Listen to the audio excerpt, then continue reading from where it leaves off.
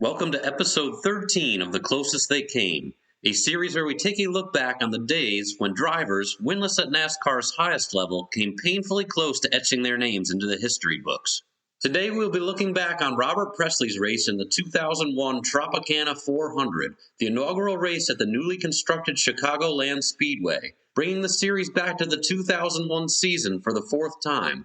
After becoming a short-track legend, winning track championships at New Asheville Speedway and Greenville-Pickens Speedway in the early 80s, Pressley would make his first start in the NASCAR Busch Series in 1984, eventually winning 10 races by the end of 1993, driving for Brad Daugherty and later Daniel Welch. In 1994, he would make his first Cup Series starts for Leo Jackson, running full-time for the first time in 1995, taking over the iconic Skull Bandit from the retiring Harry Gant. After a brief stint with Diamond Ridge Motorsports, he would begin driving for Jasper Motorsports in 1997.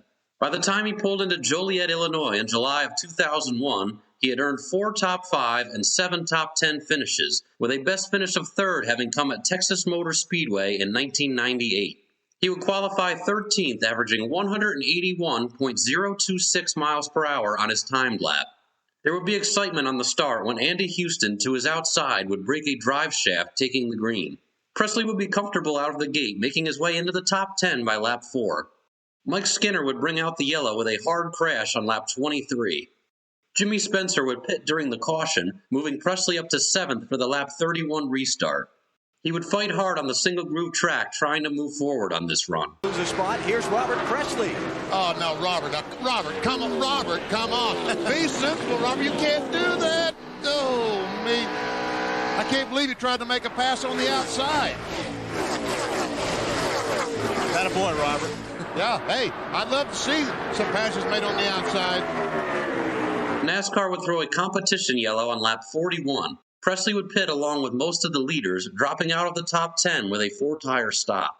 They would begin the longest green flag run of the day on lap 45. And we'll pass whatever further information we get on Skinner along as we go throughout the day. Look at Harvick. Look at just turn that car left off the corner. The 77 of Robert Pressley and the 36 were racing. Harvick just turned left and under him he went. Green flag pit stops would commence for most of the field around the 150-mile mark. Pressley would make his stop from the 14th position. Dave. Robert Pressley having a great run, makes a 4-tire change. He complained of being a little tight in the middle of the corner. They made a wedge adjustment in the right rear and sent Robert on his way. A debris caution moments later on lap 113 would trap him a lap down, outside of the top 20 in the running order. The action would resume on lap 119. This car, it has significant damage. We'll take a look at it after they get back up to speed here. It had significant damage to the shoulder. I don't want to see that. And thinking what, yeah. And I don't want them to tell me how bad it is. And Spencer is battling for second spot. Tell you what, 25 car got a great restart. Kevin Harvick gets by Spencer for that second spot.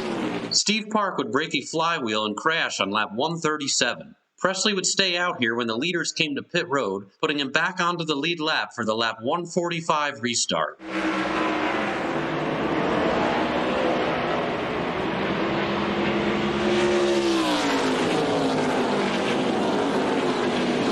Ron Hornaday's car would leave oil on the track, putting the field back under yellow on lap 152.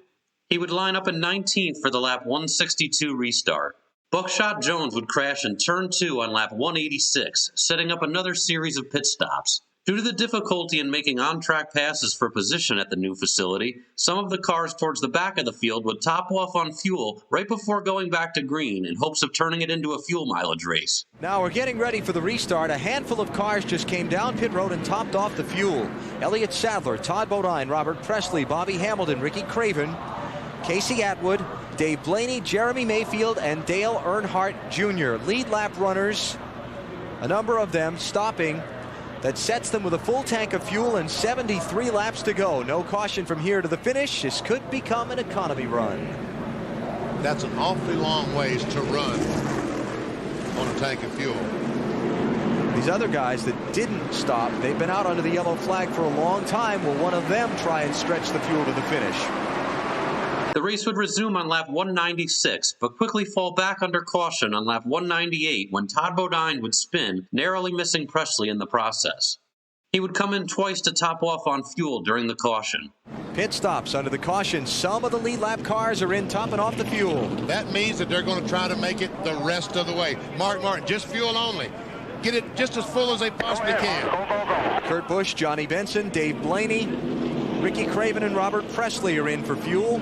I think a lot of these cars are going to come back in when they say want to go to top it off a little bit. Well, Matt Kenseth, who just pitted a moment ago, is back in the pits to get that extra special splash of gasoline to try to make this to the end of the race. He's on the lead lap, giving up track position for about, what, half gallon of fuel? Yeah, we are on the one to go now. So the guys that came in are Kenseth, Stacy Compton, Ken Schrader, Hut Strickland, let's see, Casey Atwood, Jerry Nadeau, though he's lost a bunch of laps, Ricky Craven, and Robert Pressley.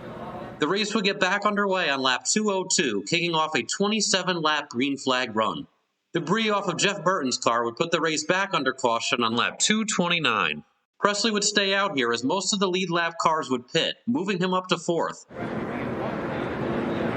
I count 5, well, let me double check, maybe 6 lead lap cars did not pit here. Mark Martin stayed on the racetrack. Matt Kenseth has stayed out on the racetrack. Robert Pressley has not come down pit road. Kurt Busch has stayed out on the racetrack. So those 4 cars are not pitting under this caution. He would fire off well on the lap 234 restart. Go, go, go. I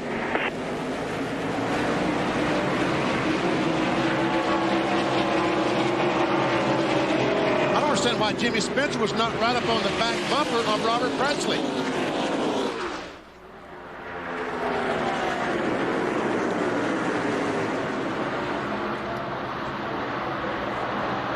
Let's go to Dave Burns. Alan, I just spoke with Ryan Pemberton, the crew chief for Robert Pressley, and they are right on schedule. They stayed out. They last pitted on lap 199 as he dices with Jason Leffler. They came in on lap 199 and topped off with fuel, and Ryan says that's pretty close. They think they can make it. Actually, they know they can make it. These caution laps really helped, but the car is not handling ideal. What they do have, though, going in their favor is track position, and so staying out, he went from 22nd and the last fuel run to a 4th place running position now. Yeah, he's up to second now. Second, yeah. Yeah, Pressley by Matt Kenseth, by Kurt Busch. He's running in second. Jeff Green would blow up, leaving oil on the track, and Todd Bodine would spin exiting turn 2, bringing out the 9th caution on lap 244. Pressley would stay out once again, taking the green flag from 3rd on lap 249, getting around Mark Martin shortly thereafter.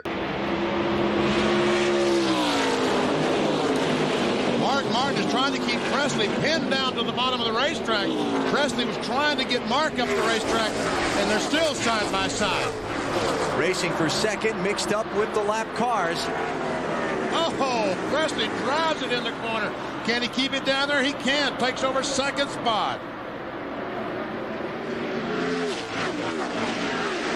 Tony Stewart would crash exiting turn 2 on lap 258, setting up the final run to the checkers. And Ryan Pemberton is the crew chief for Robert Pressley. He stands by, I think, knowing you can make it on fuel, right? Hold on one second. Oh, and Robert's talking to him right now. He's got 1 to go now. Of course, he told him you can make it on fuel, right? Yeah, unless we did something totally different here in the last few laps, running as hard as we have, used it a lot more gas, but we should be fine. The Jasper Penske engines have been great. The horsepower is great, the fuel mileage is great, and it probably got us a little bit of track position. It's put us in a position right here to maybe run for the win. So it's been a good day for us. It's been a good weekend. Qualified 13th. The car's been strong all weekend, and we're looking forward to the next few laps here. You talked about Pressley wanting to get right up on Harvick. Harvick wanting to get a good restart. Right there. He's doing it, man. That's what he needs to do. Kevin's got the better race car. Had all day. But he has got to have a great restart. And Robert knows that. Robert's not going to let him get away with a 3 or 4 car length restart. 5 laps to go in the Tropicana 400. Green flag. Green flag. Green flag. What? Mark got a good restart. And we see. Oh, Martin's in trouble. Martin's in trouble. They scatter around him. Rudd goes under Jarrett for 3rd. I don't know if Mark just missed a shift there, Benny. It had to be because he took off. Great. Or maybe he spun the rear tires. All clear, man. Nice and easy getting in. yesterday, the folks in the NASCAR Busch Series, we had a first-time winner.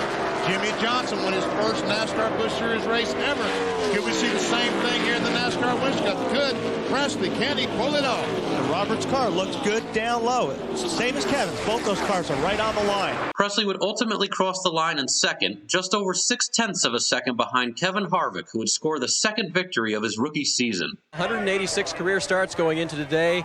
Still looking for that win, but pretty darn close today. Yeah, we was real close. I mean, I gotta really thank all them guys in Indiana, Jasper, Engine Transmission. We've had some good race cars the last couple years, but just never can finish out the day. This same car we had at Charlotte that we thought we had a good top three with, and got in the blowed motor there. But, you know, as long as we can stay out there and run and keep these cars like we are, we'll get us a win or some more top fives. I mean, this deal's tougher than anybody ever could imagine, and just being able to run there with Kevin, if we could have got under him, you know, we might have been all right. Pressley would go on to score 3 more top 10 finishes before being released by the team at the end of the season.